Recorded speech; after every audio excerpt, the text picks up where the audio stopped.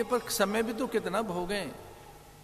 बच रहा है तो दूसरों के हिस्से में समय दें, समाज के लिए, देश के लिए, अपनों के लिए, परिजन पुरजन बंधु बांधवों के लिए थोड़ा समय भी दान करिए। समय आज है नहीं हमारे पास, माता पिता के लिए समय नहीं है, अपनों के लिए समय नहीं है।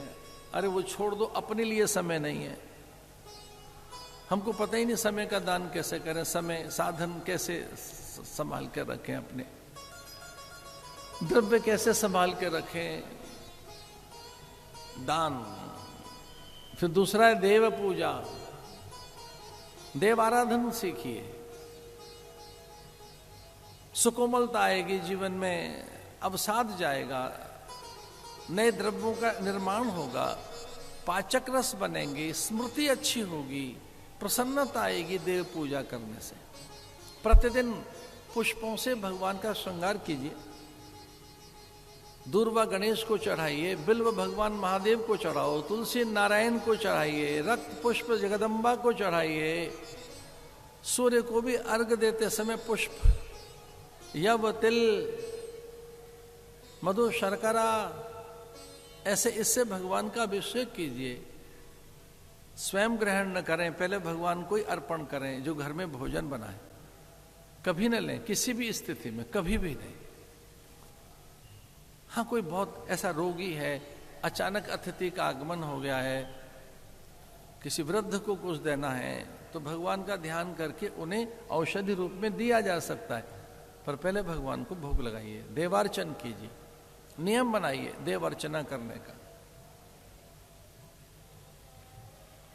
एक हमारे साथ महात्मा रहते थे, प्रातःकाल के अभिषेक के समय जब वो मुझे भगवान की सेवा में देखते थे तो एक दिन काफी झुंझलाने लगे और बहुत रुष्ट हो गए मेरे से कि आपको इसकी आवश्यकता नहीं है, घंटों इसमें समय जाता है आपका, बहुत जल्दी उठकर आप पूजा पाठ में लग जाते हैं, आपको समाधि आती है, समाधि में बैठो, आनंद करिए। मुझे मालूम है आप समाधि में रहते हैं, पर ये 1.5-2 घंटे आप ऐसे ही व्यर्थ जैसा है, आपको आवश्यकता नहीं। मैंने कहा इसमें रस आता है, बड़ा आनंद आता है, उपासना करेंगे, अभिषेक करेंगे, भगवान की सेवा चर्या सपरिया में जाएंगे तो भोर में शैया त्याग होता है, स्नान हो जाता है, व्यायाम होता है, प्राणायाम होता है, शुद्धि होती है मन और शरीर बुद्धि की, और एक अलग रस आता है। अरे इसमें कुछ रस नहीं है, उन्होंने कहा। अरे मैंने कहा भगवान का श्रृंगार होता है, भोग लगता है, राग है, भगवान के लिए गीत गाते हैं, मंत्र सुनाते हैं, बड़ा आनंद आता है। और वो कुछ महीनों के बाद हमारे से निकलने लगे तो हमने ऐसे एक प्रतिमा उनको पकड़ा दी, ऐसे ही लीजिए।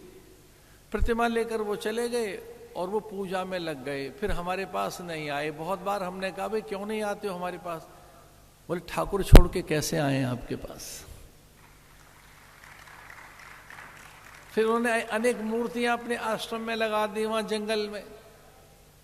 हिमाचल में रहते थे, एक छोटा सा गांव पनोह में, वहां हिमाचल में छोटी छोटी मूर्तियां। अरे हमने कहा अब आपने आना जाना बंद कर दिया। बोले महाराज अब देवताओं में रस आ गया है। क्या है? बोले आनंद है, एक अलग रस आता है, देवताओं से बातें होती हैं, अब संवाद होता है, वो मुस्कुराते हैं, उनमें स्वेदन दिखता है, आह्लाद दिखता है, और इसी से मेरी समाधि का आनंद भी अब अधिक है। हमने कहा भेद की बात तो कुछ और है। बोले महाराज वो बात ये कि जब से देवताएं यहाँ पे भरमार हो गई है वस्तुओं की, रेलम पेल है, पहले कुछ था ही नहीं। इनके बहाने से ही वस्तुएं हैं, इनके बहाने से ही पदार्थ हैं, प्रसाद है, अलंकार है, नाना प्रकार की विभूतियां आ गई हैं। हमारा पूछो नहीं, इनके भाग्य से जब से यज्ञ आरंभ किया है तो कितनी सामग्री आ गई है, इतने फल, इतनी वस्तुएं, बांटते बांटते थक जाते हैं। अब जब से भगवान आए तो उत्सव आया जीवन में।